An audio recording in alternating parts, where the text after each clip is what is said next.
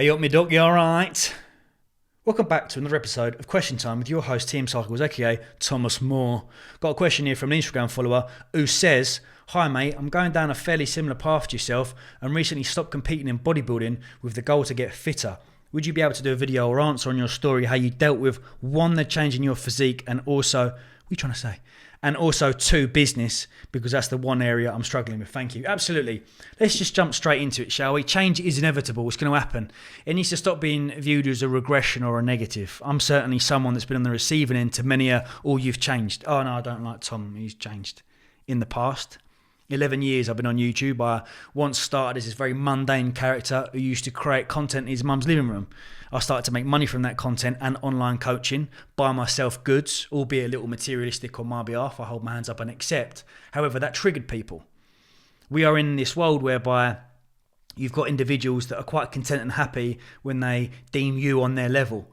But if you start to surpass them from a monetary standpoint or business or from Instagram followers and YouTube, they don't like it, try and pull you back down. More often than not, the people that have an issue with you changing are too scared to make the jump and change themselves.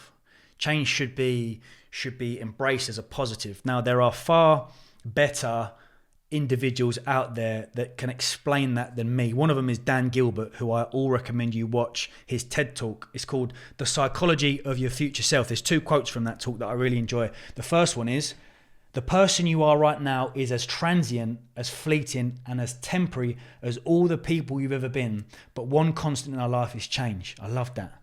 I'll get it tattooed on me, I reckon. I'm back in the chair on the 20th. Half day.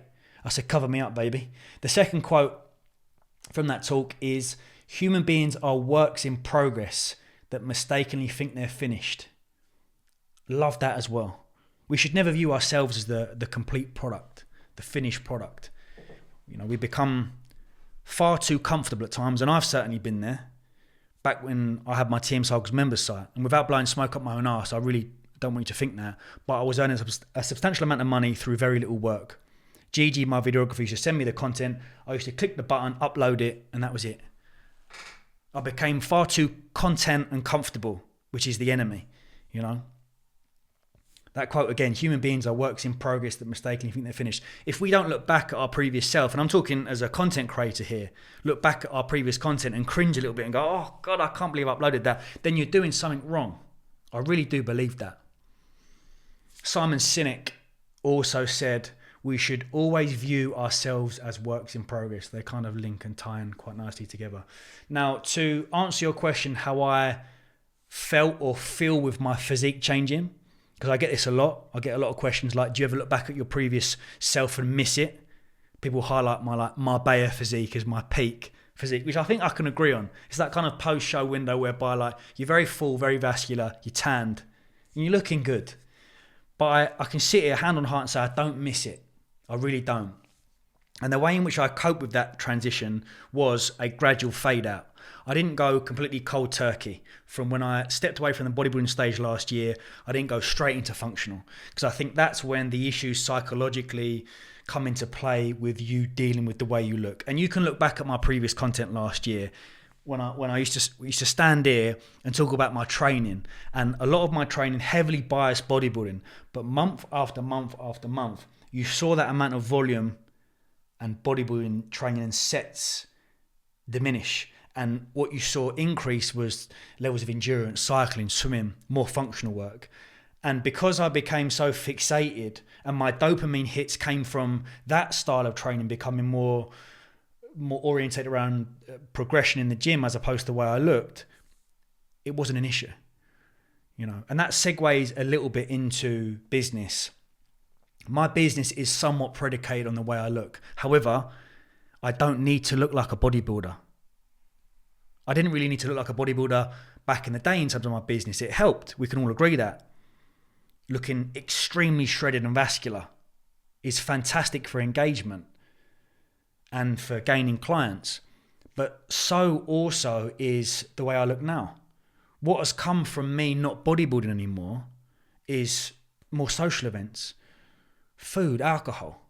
And the content that I can create surrounding that is, Tom looks still in decent nick, and he's also drinking alcohol, and he's enjoying food, and he's going out to raves with his friends, and he's going to Ibiza. How does he do it? And I can sit here as a content creator and tell you intermittent fasting, backloading, educating people on alcohol and calories within that. So I really don't want you to worry too much. And I think with business in particular, I think Joe Brightman will be a fantastic individual to sit down right here and have a little chat, because he certainly felt, and you can ask him, and I hope you don't mind, I'm sure he won't mind me saying, I think he felt like he went through a bit of an identity crisis in the sense that he competed at a very high level. We're talking IFBB pro bodybuilder, stopped competing, started doing functional, and he found himself in this position of like, hold on a minute, my business is very much predicated on online clients competing on a bodybuilding stage, but now I'm doing functional. I personally think you don't need to necessarily worry too much if that is the case.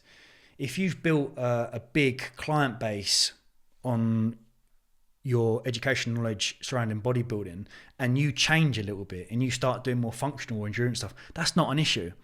And that's what I kind of gauge from people that I speak to on a daily basis who have spent quite a long time bodybuilding and creating a client base in that area, and they're too worried to change. You can still advise and coach people in bodybuilding and physique development when you're not doing the same thing. You just have to be very careful in the content that you produce. That's all I recommend.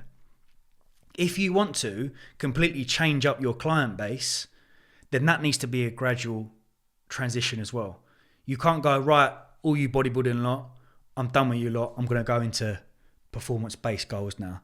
That can't happen. That needs to be a gradual process. My online coaching is still predicated very much on physique development. The guys that we've got on the Ibiza Classic year in, year out, the next season was very much on the way they look. My current intake are very much on the way they look. And that is working very well for me.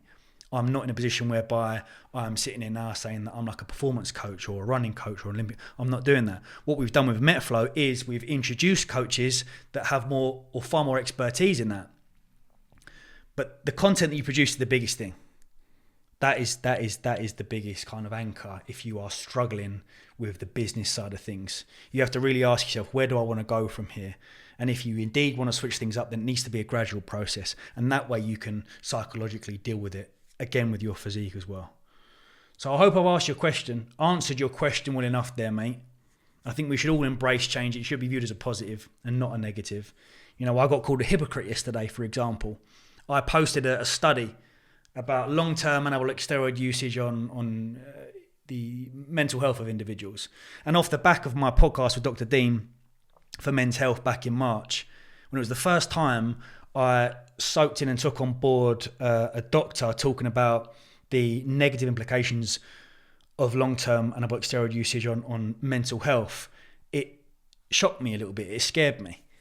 And since then, I've kind of gone down many a rabbit hole and looked at these studies, and we are now seeing more recent studies, and I'm going off on a right tangent here, but the fact that I posted that, I got called a hypocrite, and I had a good conversation with him. It wasn't a negative at all. I said, well, you know, what's your reasoning for you calling me a hypocrite as an example? And he said, you know, you were so open about anabolic steroids, and now I fully understand you've switched your business model and trained differently. Surely it's going to leave a bit of a bad taste in people's mouth. You now highlighting the negatives. And I'm like, why is that a bad thing? Because when I used to produce content on anabolic steroids, I always used to highlight the importance of blood pressure and blood checks and heart scans and kidney biopsies and whatnot.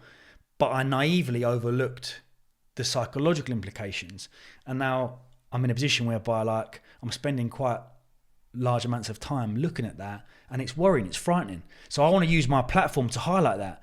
And I think we're in an industry at the moment whereby we're giving gold stickers and stars out to people that are open about their steroid usage. You know, they're like, oh, you're so transparent.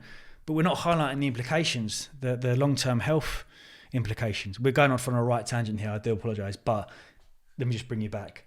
I hope that has answered your question, mate, on change. It is going to happen. It should be viewed as a positive. It is growth at the end of the day. Change is growth. And I want everyone to understand that. I'm going to stop talking now because I'm a bit hungry and I've gone off on a mad one. But I hope you enjoy this video. I'll see you very soon. I'll see you next week for a Hyrox update and also an update with how I'm feeling. We're just waiting on our bloods to come back. So that'd be cool. All right. Thank you. Good night. Much love.